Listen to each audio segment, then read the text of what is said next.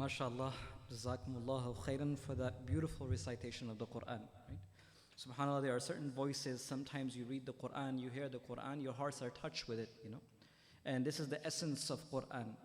And the essence of Quran was so true that it is mentioned that the Quraysh and the people who were the greatest enemies of Rasulullah sallallahu alaihi wasallam, even though they disapproved the prophethood of Rasulullah sallallahu alaihi wasallam, they did not believe in gatherings the Quran to be the book of Allah. But whenever they saw Rasulullah sallallahu alaihi wasallam reciting the Quran, they would hide and they would listen to the Quran of Rasulullah sallallahu alaihi wasallam. And they would get mesmerized by the feeling and the beauty of the Quran. This is how great the Quran itself is. It's one of the greatest blessings of Allah which is given to us. May Allah subhanahu wa ta'ala enlighten our hearts with Quran, enable us to understand the Quran and to practice this within our lives. The ayat of the Quran that our Hafiz have beautifully recited, verses 22 to verse number 44, about 25 verses of the Holy Quran, which was from Surah Nahl. In this specific incident, Allah subhanahu wa ta'ala mentions to us and explains a very beautiful incident. And as we know that in this week of our month, we cover the chapter known as Qasasul Quran, the stories of Quran. And as we know, the Quran itself compiles of many things. Quran compiles Tawheed, the oneness of Allah. The Quran compiles itself of Risalat, the prophets and the Prophet Muhammad sallallahu alaihi wasallam. It compiles of Akhirah. It compiles of the Day of Judgment. Also ahkamat and rulings. And also mentions to us the qisas and the stories of the nations of the past. And this is amongst that. Now we start off with an incident. First of all, briefly, I will explain the verses of the Quran. What were the meanings of this ayat of the Quran? The story of Sulaiman alayhi salam, Hudhud, Bilqis, starts from this incident, in which Allah subhanahu wa ta'ala mentions in the 20th verse of Surah Nahl. Sulaiman alayhi salam looks towards the people, and Sulaiman alayhi salam says that, verily, I do not find Hudhud around this area. Who was Hudhud? What was the responsibility of Hudhud?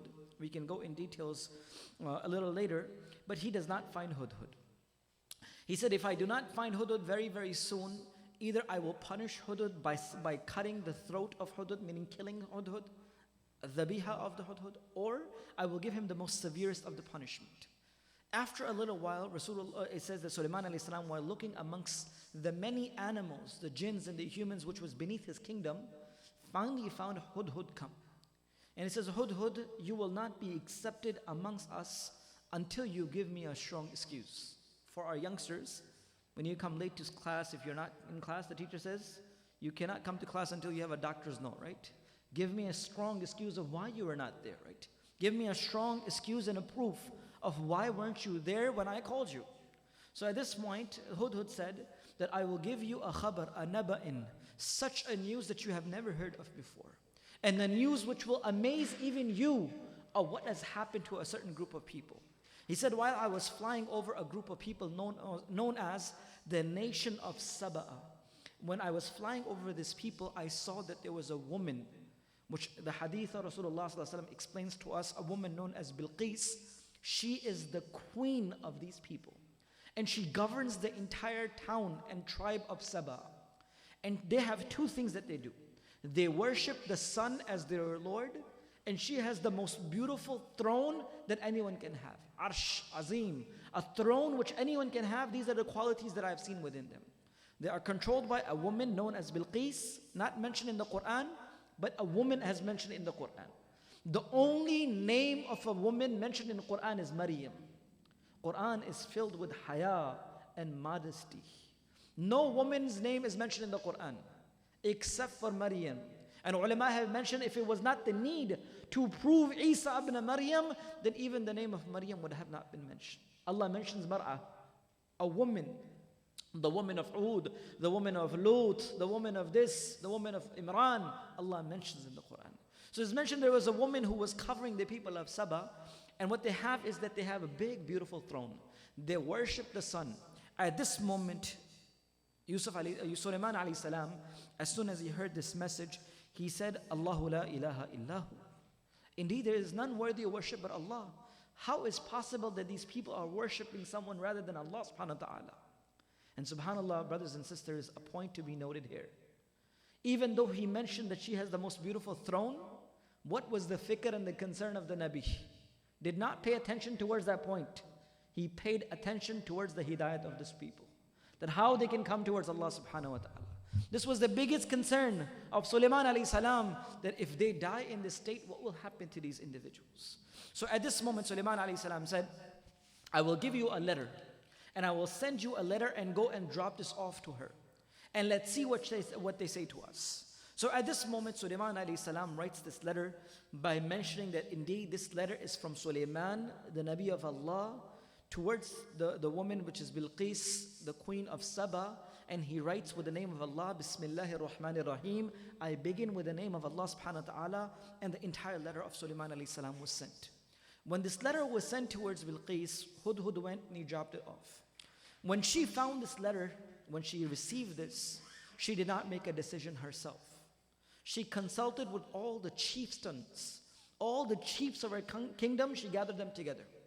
And she says, I will not make a decision until I take each and every of your opinion. Because I am the one who don't make decision until you approve of it.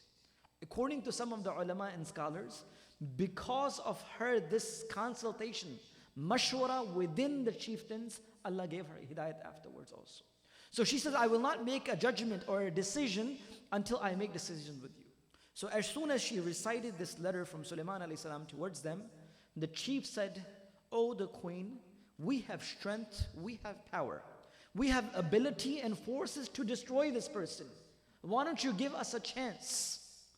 So at this moment, the queen of Sheba, known as the queen of Sheba, Bilqis, she was a very intelligent and a smart woman. She says that I have noticed that when kings take over other nations, they destroy their families and generations to come. And the most honorable people amongst them become the most disgraceful. The most izzat, the one with the most izzat and respect, become the most disgraced amongst them. So I don't want to take a chance. Give me another opinion.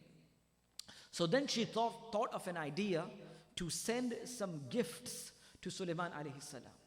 That if he is only a person looking to take over countries and places to become a king, then he would accept my gift. He would accept my hadiyah and he will close his mouth.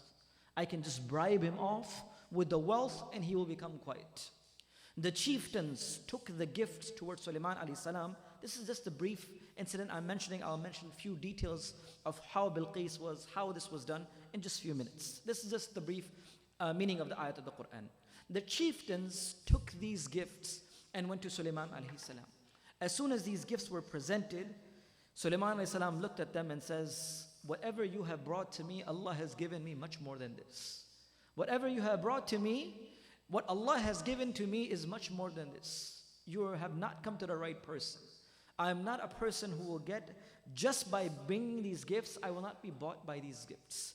Go back to them and verily tell your queen, if she does not accept our word, then we will come in such a force that nothing of the nation of Sheba will be left. As soon as the chieftains went back to Bilqis, the queen of Sheba, or the nation of Sheba, when she realized that Sulaiman alayhi salam had not accepted these gifts, she realized that indeed he was not only a king. If he was only a king, he would have accepted the wealth and then he would have taken more decisions afterwards. Because he is the Nabi, or he is a true person, that's why he has not accepted any of the monetary gifts. At this moment, Sulaiman alayhi salam invited Bilqis to come and visit this kingdom and see what is going on with what Allah has given. So as soon as she decided to come towards Sulaiman alayhi salam, which has not been mentioned in the Quran but the hadith proves, then the next ayat mentions in the Quran. When they received the news of Bilqis coming towards Sulaiman alayhi salam, towards this area which was known as Bayt al-Maqdis or Jerusalem at the time, it is mentioned that Sulaiman alayhi salam was sitting within his companions. Many jinns and many people and humans and birds and all different creations were sitting beneath the kingdom of Sulaiman alayhi salam. So Sulaiman alayhi salam asked, which amongst you is a person who can bring me the throne? Which amongst you is a person which can bring me the throne of Bilqis before she comes to me? Qala afritu min al-jinn. One of the biggest of the jinns which were present in the gathering of Sulaiman alayhi salam got up. And he says, indeed, I will fulfill this task. And how fast can you bring it, Ifrit? He said, I will bring it before you get up from this gathering finishes. Before we finish this gathering, before this finishes, the throne of Bilqis will be in front of you. Sulaiman alayhi salam says, this is too long for me. This is taking too long for me. And then he said, who else is present here? The ayat of the Quran continues by mentioning to us, there was a person whom with Allah had given the ilm of kitab. There was a jinn on one side, and I explained this point in detail. On the other side, he said, a person on the other side who Allah had granted knowledge and ilm. He said, I will bring this before the closing and the opening of your eyes. I will bring it in such a pace that before you notice again, the throne of Bilqis will be with you. The ayat of the Quran mentions in few minutes that as soon as the order was given towards this individual, the throne of Bilqis was brought towards Sulaiman alayhi salam. As soon as Bilqis enters the premises of Sulaiman alayhi salam, she sees and says, and Sulaiman alayhi salam ordered the jinns and the humans present in his kingdom to make the changes in the throne that she cannot distinguish it right away. So when she came within the kingdom of Sulaiman alayhi salam and she noticed the throne, and she knew that there was no throne like the throne of hers. And she says, is this really mine? Quran mentions the word istifham, is this really mine? It looks like mine. And at this ayat of the Quran, he mentions, Sulaiman alayhi salam says, indeed it is yours. And she was surprised and stunned by this action, and she knew that indeed this person had given much more than what we were expecting. The ayat of the Quran continues, in which Sulaiman alayhi salam invites her to come within the palace that Allah subhanahu wa ta'ala had given Sulaiman alayhi salam. When she entered inside the palace, there was a floor which was made with glass, and beneath the glass was water and fishes. So as soon as Bilqis was about to step upon this, she picked up her clothing so her clothing does not become wet when she puts her feet inside. When she places her feet on this floor, she realizes that this is not water, but indeed this is the glass. As soon as she noticed that this is not water, this is glass, she says, indeed, I believe in Allah, the Rabb and the Lord of the heavens, and indeed I believe in the Prophet of Sulaiman alayhi salam, and indeed we turn towards Allah subhanahu wa ta'ala, who is the creator and the one who made the humans and the jinns. This is what the Quran explains in Surah An-Nahl Surah Namal, from verses 20 to verse number 44. Let's get to a few details of this incident. Sulaiman alayhi salam was a Nabi of Allah subhanahu wa ta'ala, who Allah subhanahu wa ta'ala had given kingdom and Allah subhanahu wa ta'ala had given prophethood. If you look at the life of many prophets, more or less 124,000 prophets, some narration even 200,000 prophets. If you look inside the Quran, you will only find the name of 25 prophets. The names of the prophets mentioned in the Quran is only 25. If you look at most of the prophets, you read their life, most of the prophets lived their life in poverty. There were very few prophets who Allah gave kingdom. Most of the prophets lived their life in abstinence and staying away from zuhd, from this world. Like the life of Rasulullah sallallahu alaihi wasallam himself explains, and Aisha radiallahu anha mentions, from the day that Rasulullah sallallahu alaihi wasallam became a prophet till the day that he passed away, for 2 days straight he never ate in his life. The life of Rasulullah sallallahu alaihi wasallam himself. Isa alayhi salam, his life. Musa alayhi salam, his life. If you look into it, most of the lives of the prophets were lived in a way that they were not too rich. Except for few chosen prophets that Allah subhanahu wa ta'ala gave. Dawood alayhi salam, Sulaiman alayhi salam. Allah gave them the kingdom. Allah gave them the universe to the power of it. And also Allah granted them with prophethood, which is the most important thing. So now Sulaiman alayhi salam is a prophet of Allah, who Allah also gave kingdom, not only upon the humans, but on the jinns and the animals. He would speak the languages of different birds and animals and communicate with them. And even the jinns were beneath the order of Sulaiman alayhi salam. At this moment, Sulaiman alayhi salam, as they say in routine check, we're checking all the attendees, that who are the people present in the gathering. So Sulaiman alayhi salam, when he was checking the people who were present within this gathering, he found that Hudhud was missing. Which bird is Hudhud? What is the duty of it? According to the people of history, Mu'arrikheen, they have mentioned that Hudhud was a specific bird which is used to find water. Whenever you want to find water, the bird hudhud was the most useful bird to find the water from specific locations. And that's why ulama have mentioned when Ismail alayhi salam and Hajara, they went towards Makkatul Mukarramah.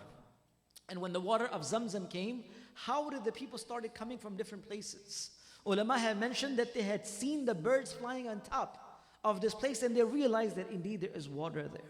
So some birds are used to find the location of water. So hudhud was amongst the birds which was used by Sulaiman alayhi salam to look at the exact location of where water can be found. And according to Ibn Kathir rahmatullah alayhi in Al-Bidayah wa Nihaya and Al-Qasr al-Quran, he mentions that at this time Sulaiman alayhi salam was in need to look for water and he looked for hudhud. It was a random thing that it came up and subhanallah, it was written by Allah subhanahu wa ta'ala in this specific way.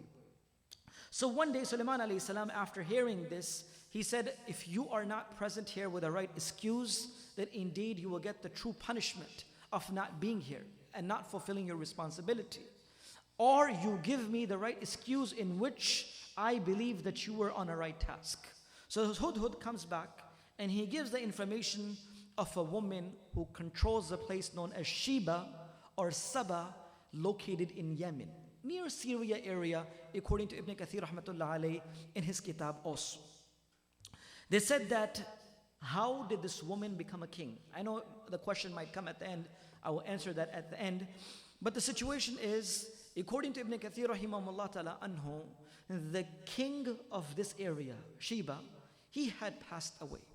When the king passed away, he had left back of no son as a lineage to continue his kingdom. And the only person that he left behind was a girl who was amongst the children of this king. The king of Sheba had left behind only one descendant, which was a girl. At this moment, Athalabi, who's also a mu'arrikh, a historian, he writes that after this girl, she was a young girl, a man was given the responsibility to become the king after the king had passed away. But when this man became the new king of Sheba, a lot of corruption and a lot of mischief prevailed in the area of Sheba. And of course, this girl who had lived her life in true honesty by seeing her dad to be the true leader of Sheba, she could not realize and she could not take this. That how can the kingdom of her dad be destroyed in a specific manner? So when she grew a little older, she herself decided to marry this individual. The man who was made the king of Sheba after her dad had passed away, who had made corruptions and mischief within the kingdom of Sheba. When she had married him on the first night, it is mentioned by Ibn Kathir rahmatullah alayhi himself that she gave him a lot of wine to drink. So much to an effect that he became drunk, and the same night she assassinated and slain him, and the next morning she took over the tribe of Sheba and she became the queen of Sheba at this time. This is the narration of what Ibn Kathir rahmatullah alayhi writes, the beginning of how a woman became the leader of the people of Sheba at this time. The name of the father of Bilqis, which has been mentioned in many books, has been mentioned as known as Sharahil is the name, or Shorahil is also a name mentioned in the book. Ulama have also mentioned that the name of Bilqis was not truly Bilqis, but the name of her has been mentioned in different books at different names. Now also a point, this is also something which is weird to us to understand. The father of Bilqis, when she was offered to marry the most beautiful woman of Yemen, he did not want it to marry. And according to the narrations of the historians, and please try to understand, history has a lot of riwayat and narrations which might be completely authentic, but they are narrated and they are just continuous. So according to one of the narrations, the father of Bilqis decided not to marry a woman in Yemen, but indeed he married a jinn, a woman who was a jinn, and from that Bilqis came into this world. So according to the narration which Ibn Kathir rahmatullah alayhi reports from Athalabi, who is a historian, that he mentions that the mother of Bilqis was a jinn, and the father was the person who used to be the king of Sheba.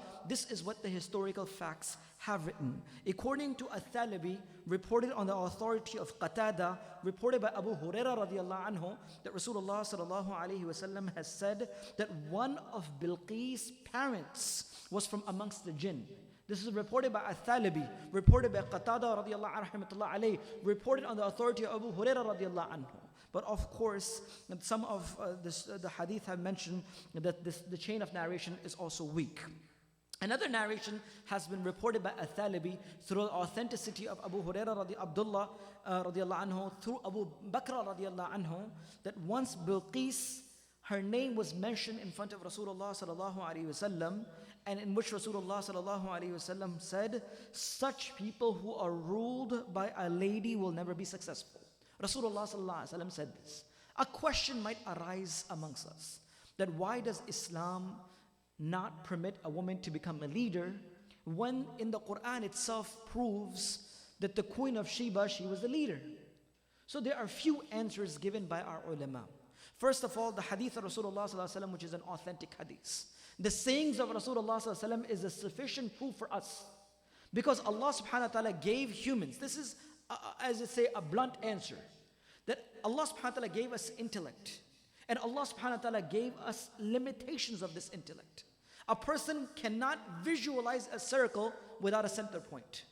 A human cannot realize a triangle without an angle being present there.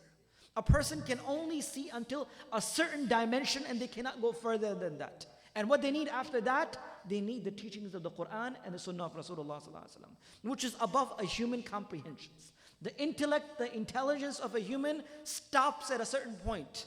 And then after that is the words of Allah and His Rasul, which continuously guide us. One answer.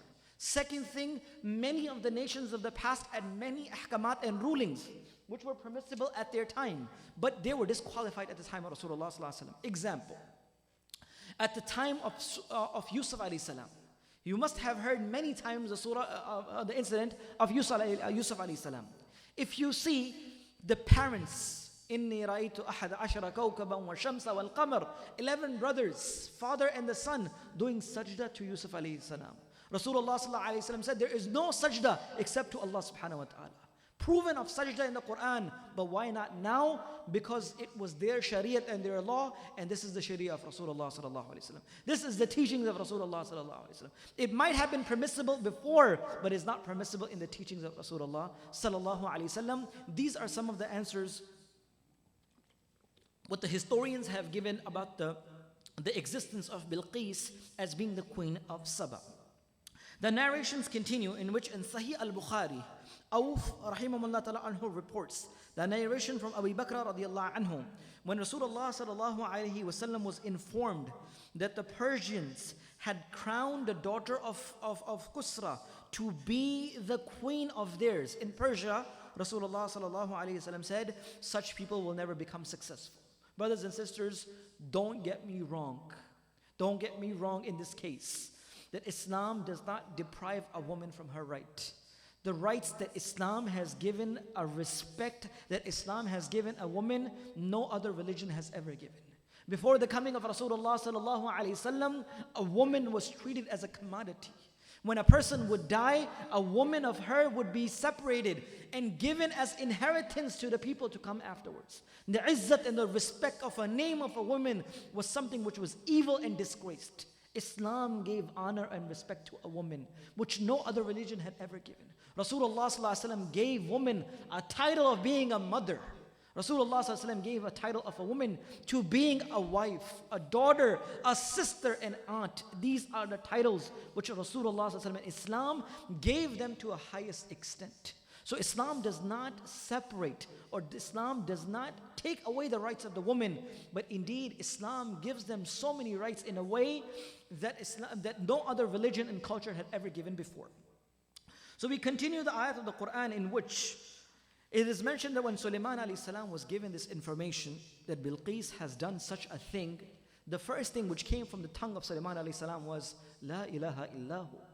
The concern and the grief of a Nabi is always there, that how the people can be saved from the hellfire. Every Nabi, every person has this concern.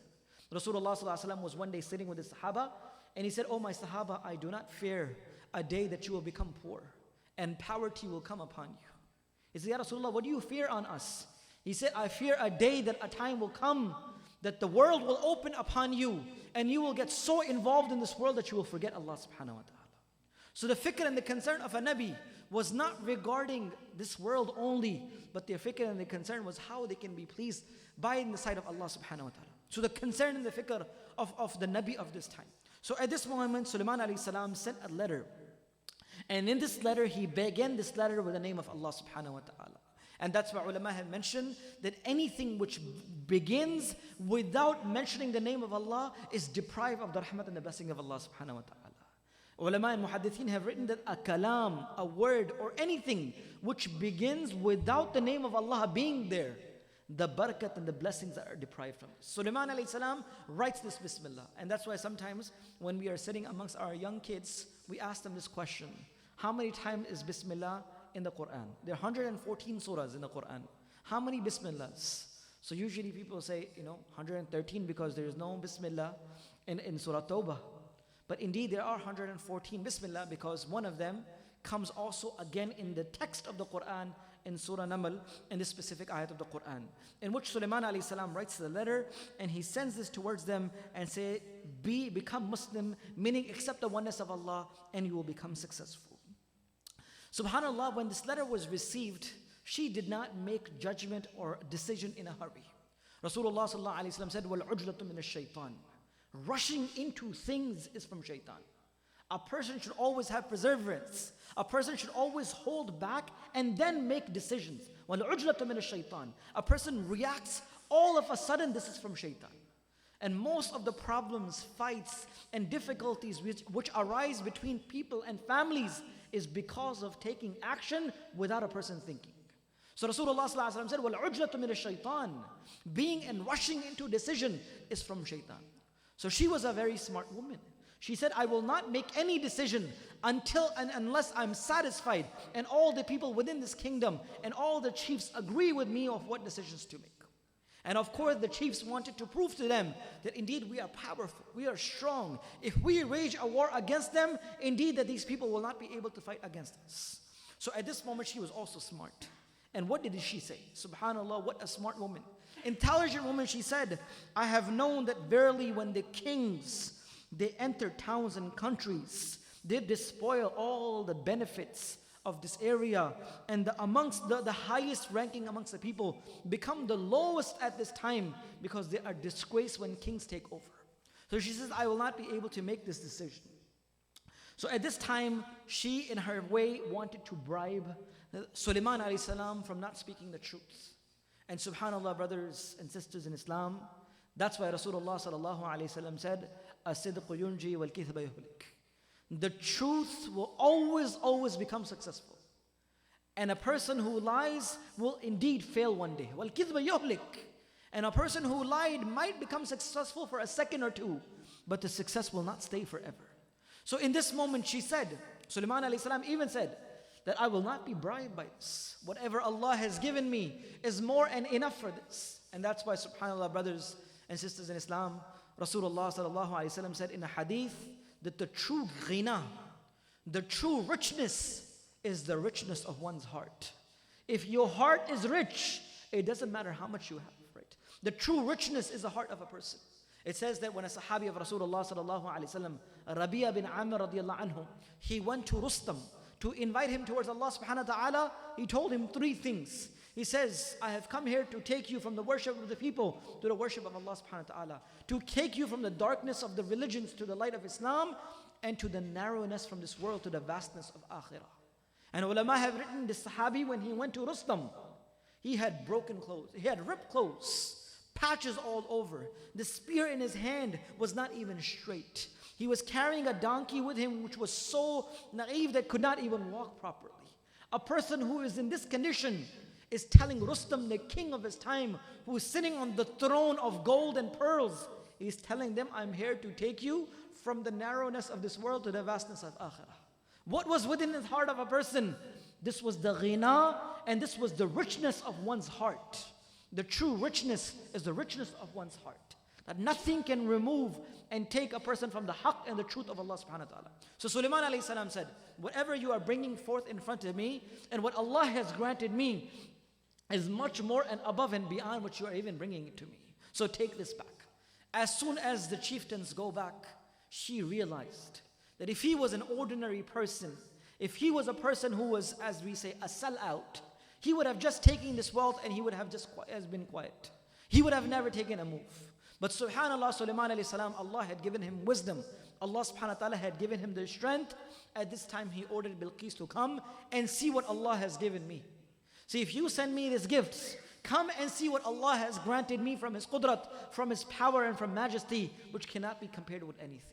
Now Sulaiman alayhi salam, before he wants to invite her, Sulaiman alayhi salam, while she is coming from her journey towards Sulaiman alayhi salam, he orders the jinn, or the people of the gathering, to bring the throne.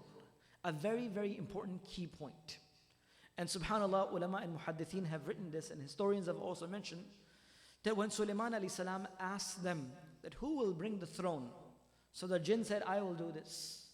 And on the other side, a person said, whom Allah had given the ilm of the book, he said, I will bring it much faster than anyone else. Which proves that the true knowledge is the knowledge of the book of Allah. Any knowledge which takes you closer to Allah, this is true knowledge. Things which you take away from Allah subhanahu wa ta'ala might be skills, but they cannot be knowledge if they do not give you the understanding of Allah subhanahu wa ta'ala. And also, a key point, when Sulaiman alayhi salam had to do, as they say, the small little things in his kingdom, he would tell the jinns and people to do this. But when the time of propagation and deen and da'wat came, Sulaiman alayhi salam himself invited her towards Allah subhanahu wa ta'ala. The greatest of the works. All the other work, he gave responsibility to other people. But when it came to the effort of da'wat, of inviting her towards Allah subhanahu wa ta'ala, he himself wrote, Min Sulaiman, from Sulaiman, come towards Allah and you will become successful. Such a great work of Nabi to invite the people towards Allah subhanahu wa ta'ala. As soon as she came towards the kingdom of Sulaiman alayhi salam, because the throne had been changed, she was amazed by it. As soon as she saw it and she landed her eyes on top of this, she says, is this really mine?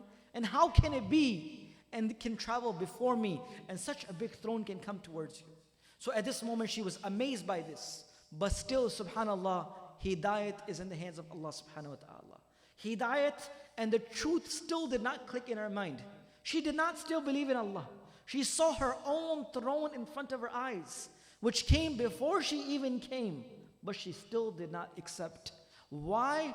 Because the hidayat and the time of hidayat is only known by Allah. We can only make effort. Sometimes we get worried. Sometimes about our family, about our parents, our relatives, that why is this person not practicing coming? No, Allah has written the right time for us. But of course, the responsibility is to continuously make effort. It's not that we leave it. It's from Allah, Allah will do it, No, we make the effort, then we keep the results with Allah subhanahu wa ta'ala. So subhanAllah, as soon as she was completed with this incident, at this moment, at this moment, she went towards the main course, meaning the main kingdom of Sulaiman alayhi salam. As soon as she entered there, in Arabic, the word sahr is mentioned. Sahr in Arabic means a place which is filled of glass. So it was so crystal clear that the fishes in the water beneath this glass can be visibly seen from her own eyes. And she thought, and she could have never imagined in her mind, that a glass can be built on top of water within the animals living. So it mentions her saqain. Her ankles showed because of her lifting her clothing not to become wet from the water.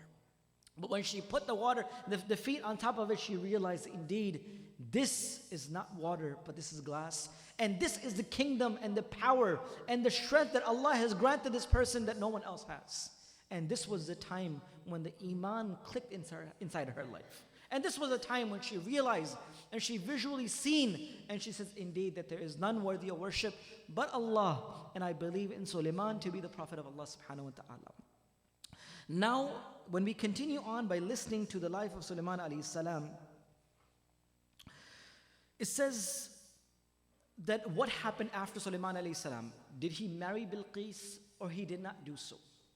There are two specific narrations mentioned in many books. Ibn Kathir rahmatullah alayhi also mentions this, and Al-Thalabi also mentions this. Al-Thalabi and the other historians mention that when Sulaiman alayhi salam married her, meaning he got married with Bilqis, he returned her to the kingdom of Yemen, meaning the people of Sheba, and she continuously ruled them. And Sulaiman alayhi salam would just go and visit her here and there. And Sulaiman alayhi salam had built the 3 kingdoms, meaning 3 castles within the place where Bilqis used to live. According to Thalabi, they did get married. According to another historian, it is mentioned that Sulaiman alayhi salam himself did not get married. Before we get to that, Ibn Ishaq, in his Tariq, in his narration, mentioned through Wahab ibn Munabbah, he mentioned that Sulaiman alayhi salam did not marry her, but he got her married with a person known as Ramadan, who was the ruling king of the area, separate from Sheba and also Yemen. And he used to go and visit them, but he did not practically get married with them. So now if you look in the incident of Bilqis and the incident of the entire story which Allah subhanahu wa ta'ala has mentioned in the Quran itself, there are few key points. And subhanAllah, brothers and sisters, whenever we read and we recite and we go over the stories of Quran, there are few key points that we should remember within our hearts. That there is no kingdom better than the kingdom of Allah subhanahu wa ta'ala. There is no power and might greater than the might and the power of Allah subhanahu wa ta'ala. That's why Sulaiman alayhi salam, after hearing the greatest of the kingdoms, he said, La ilaha illahu. That there is no might, there is no power, there is no majesty except for Allah subhanahu wa ta'ala. So the first thing is within our hearts, no powers can go and above and beyond the power of Allah subhanahu wa ta'ala. The second concern with this ayat in the surah of the Quran is giving to us is the concern that Sulaiman alayhi salam had for these people. That he tried his utmost. He only received one news, that these people are not believing in Allah. He tried his utmost that how these people can believe in Allah subhanahu wa ta'ala. So the concern of the Prophet of the time for the people of the time to come towards Allah subhanahu wa ta'ala. Third, any material gain, any worldly possession should not stop you from saying the truth and believing in the commandments of Allah subhanahu wa ta'ala. There is no obedience to anyone when there is disobedience to Allah subhanahu wa ta'ala.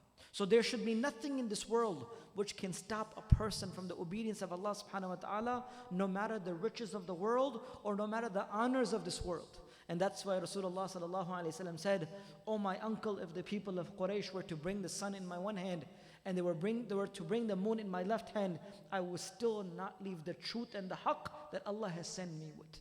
So nothing in the world should move and deviate the feet of a person with istiqamat and steadfastness upon the deen of this person. We ask Allah subhanahu wa ta'ala to enable us to understand this inshallah and to bring this into our practical lives. If the brothers and the sisters have any specific questions regarding this inshallah, we'll be able to take these questions inshallah.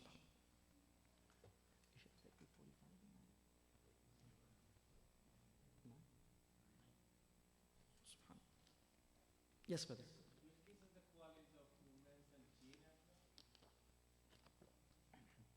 According to what Ibn Kathir rahmatullah alayhi writes in the reporting of Thalabi, that yes, she was a human, but even though her parents was amongst from the jinn. So it does not signify to us or relates to us that if she had the quality of a jinn inside of her or if she did not have the quality of jinn. But the only thing that we get from any narration of hadith or tariq is that one of her parents was from amongst the jinn, which is also just one of the narrations which cannot be taken into 100% authentic thing. This is just history, and many narrations do come in history in these words.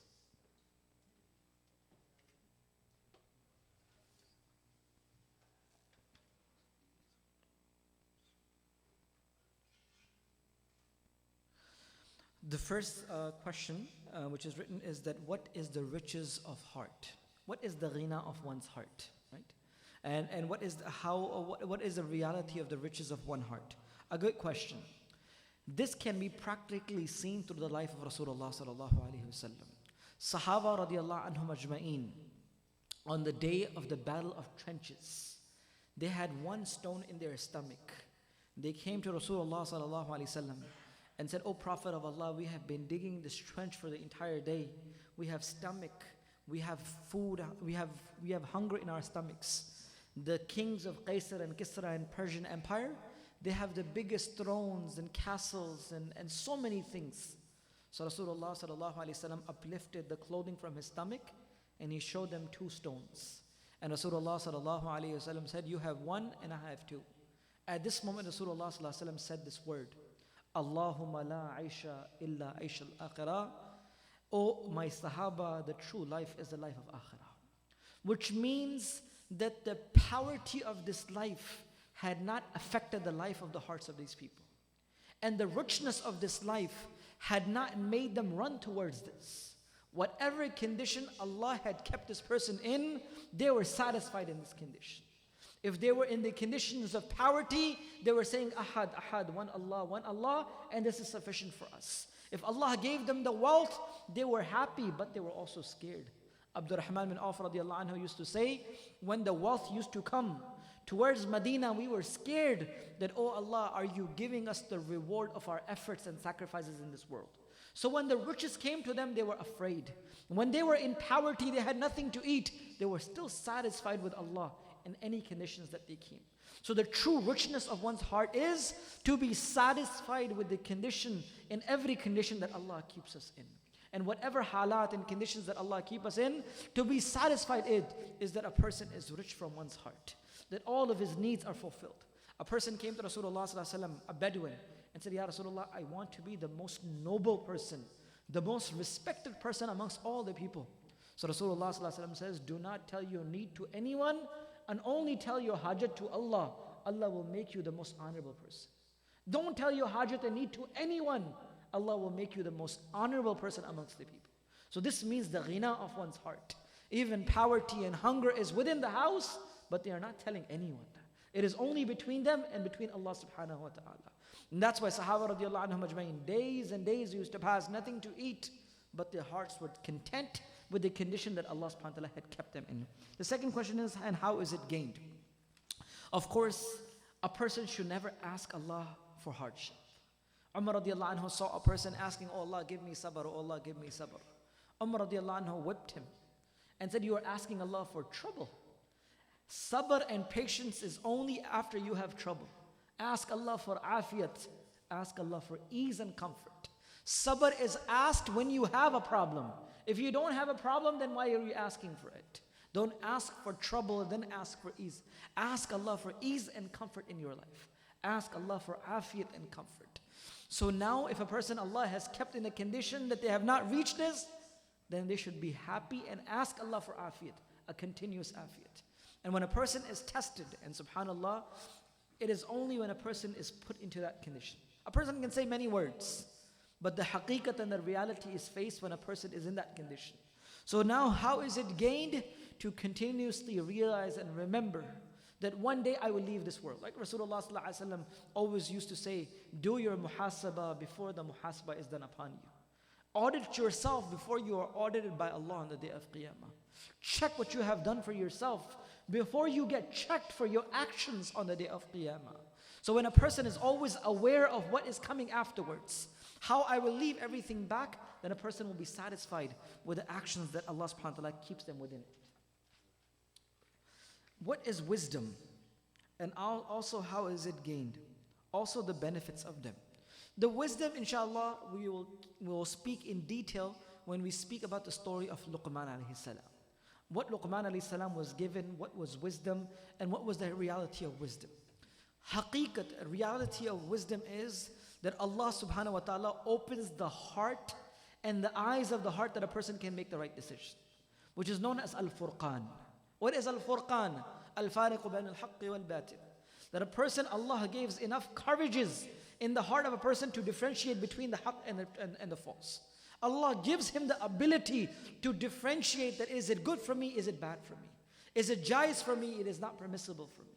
So the reality and the wisdom of thinking what is the most beneficial thing for me in the sight of Allah, this is known as hikmat. But of course we will speak about hikmat when we speak about Luqman alayhi salam. In the Quran, the 31st chapter of the Quran is known as Surah Luqman, the chapter of Luqman. According to Muhaddithin, Luqman alayhi salam was a slave. He used to be a shepherd. One day, he was found giving a sermon while many people were listening to him. Another shepherd who was a slave walked by and said, "Weren't you a slave? Didn't you used to go and also graze the sheep of that tribe?" He said, "Yeah, I was a slave, but Allah gave me hikmat and wisdom." He said, "How?" He says, "Because of 4 things." He says, taqwa, and abstaining from saying false things, la'ayani talk, and staying away from making false promises and not lying. He says, "This is what I became punctual upon, and Allah opened wisdom upon us." According to one narration, Luqman says, "I was given a choice by Allah subhanahu wa ta'ala to either choose kingdom or either choose wisdom. And I asked Allah, is this your order or is this a choice?" He said, then I said, it was told to me, it is a choice of yours. And he says, I chose wisdom over kingdom, because if you are a king and you do not fulfill the rights of the people, you will be grabbed on the day of Qiyamah. And amongst that are many things which wisdom is, but inshallah we can also speak about that.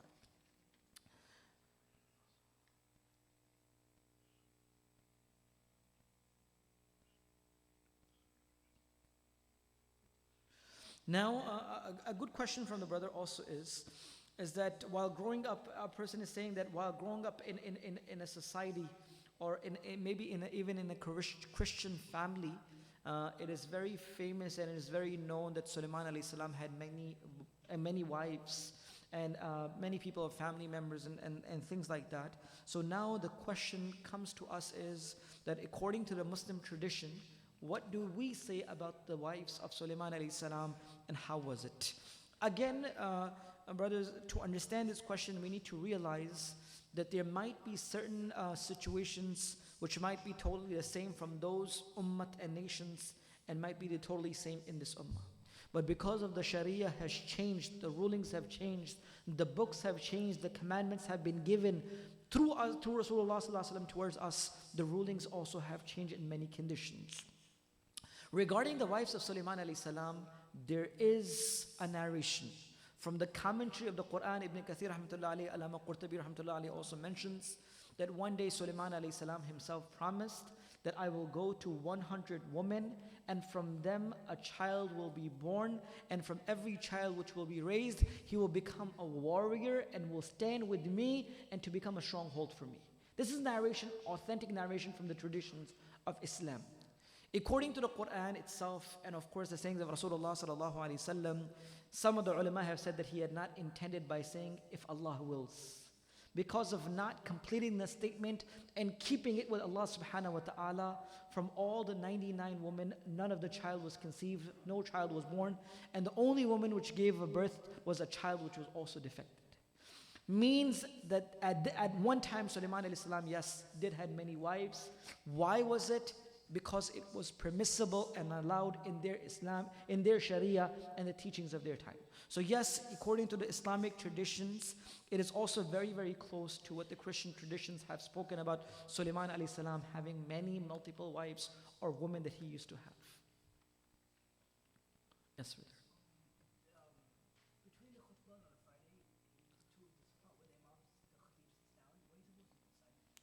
Right.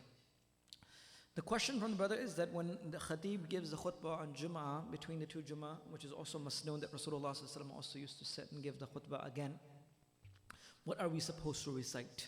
There is no specific words proven in any hadith that Rasulullah would recite these specific words.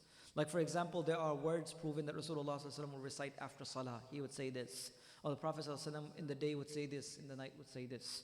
So there is nothing specific bain al-khutbah, he used to say this. But there's one narration of Rasulullah saying that there is a sa'ah, there is a moment on the day of Jum'ah. Whatever a person asks Allah subhanahu wa ta'ala, Allah will grant them. So there is a moment in the day of Jum'ah that whatever a person asks Allah subhanahu wa ta'ala, Allah subhanahu wa ta'ala will grant them. Now in the commentary of this hadith of Rasulullah many commentators have given specific times. Some have said before Jum'ah, someone have said after a Jummah, some had after Salah, and some have even said that the time between the 2 Jum'ah is the time to make your dua and ask Allah for your needs. There is no specific words proven to say, but in reality it might be a time to listen to the khutbah attentively, and the time between the two khutbahs would be the best time to ask Allah for one's need in any language, in any words, or any way that a person can ask Allah subhanahu wa ta'ala. So it is a time in which you connect with Allah and ask Allah subhanahu wa ta'ala for one's needs. As-salam.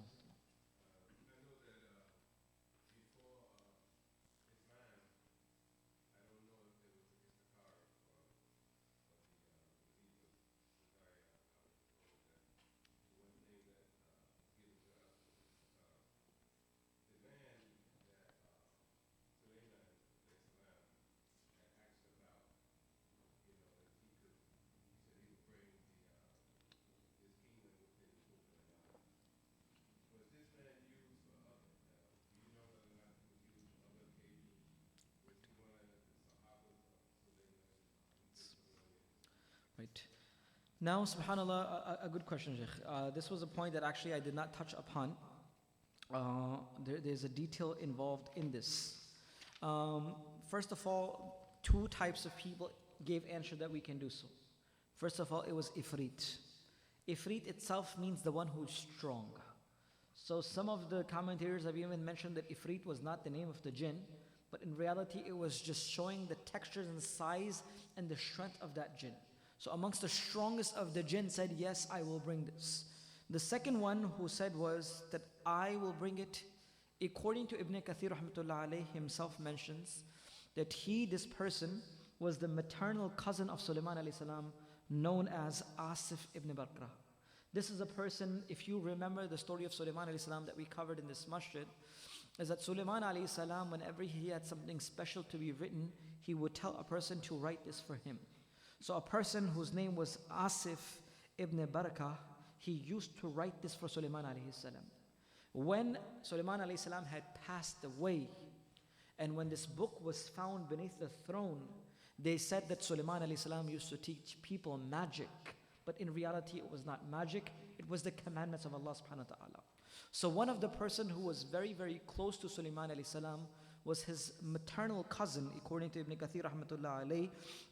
And he was also, some of the ulama have mentioned, because he was the maternal cousin, that's why Asif ibn Barqa was from amongst the jinn. Because the mother of Sulaiman alayhi salam was a jinn.